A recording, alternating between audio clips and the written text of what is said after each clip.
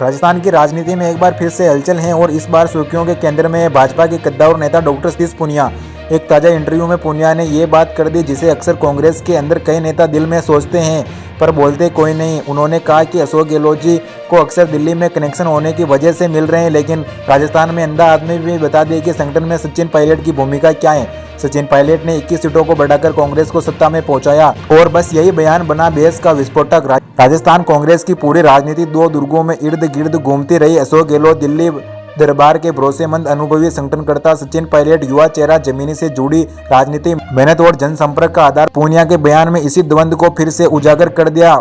उन्होंने संकेत में नहीं सीधे सीधे कहा कि गहलोत को कुर्सी दिल्ली की कृपा से मिल रही है और पायलट वो नेता है जिन्होंने कांग्रेस को फिर से जमीन पर उठाया। ये राजनीति का सिर्फ बयान नहीं, ये आने वाले समय की घटना का इशारा भी माना जा रहा है। भाजपा नेता का यह बयान कांग्रेस के भीतर एक दर्द को फिर से कुदरता है। युवा बनाम वरिष्ठ, जमीन बनाम सत्ता, संघर्ष बनाम चतुराई। कांग्रेस के कई नेता मानते हैं कि 2013 में कांग्रेस सिर्फ 21 सीटों पर सिमट गई, लेकिन पायलट को प्रदेश अध्यक्ष बनाया गया। उन्होंने 5 साल सड़कों पर मेहनत की, बूथ से लेकर ब्लॉक स्तर पर संगठन को खड़ा किया और 2018 में कांग्रेस सत्ता में आई। यानी कि पायलट की पूरी मेहनत और मुख्यमंत्री बने अशोक गहलोत। ये दर्द सिर्फ पायलट खेम में नहीं बल्कि जनता तक फैल चुका है। यही वजह है कि पूनिया का बयान कांग्रेस के अंदर लहर की तरह फैल रहा है। राजनीति में कोई दूसरी पार्टी का नेता यूं ही तारीफ नहीं करता।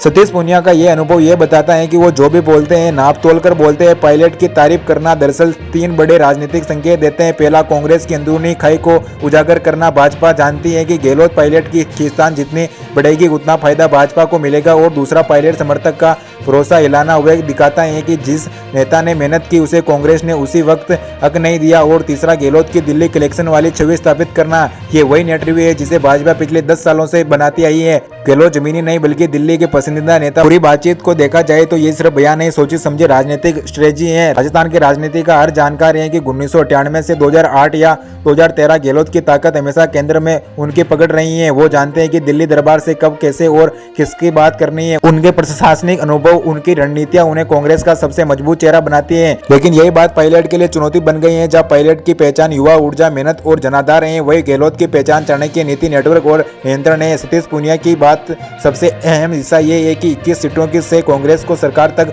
पहुंचाने वाले पायलट ही थे। यह तथ्य भाजपा भी जानता है और कांग्रेस भी, लेकिन कांग्रेस अक्सर इस उपलब्धि का श्रेय पायलट को नहीं देना चाहती। राजस्थान की हर रैली में पायलट जनता से जुड़े, हर आंदोलन में लड़ाई लड़ी, हर मुद्दे पर सड़क पर उतरी और युवा वोट को कांग्रेस के साथ जोड़ा। 2018 की जीत में उनका रोल निर्णायक था, लेकिन मुख्यमंत्री की कुर्सी नहीं मिली। यही वो बिंदु है जिनसे कांग्रेस की अंदरूनी राजनीति को हमेशा 2 हिस्सों में बांट कर रखा।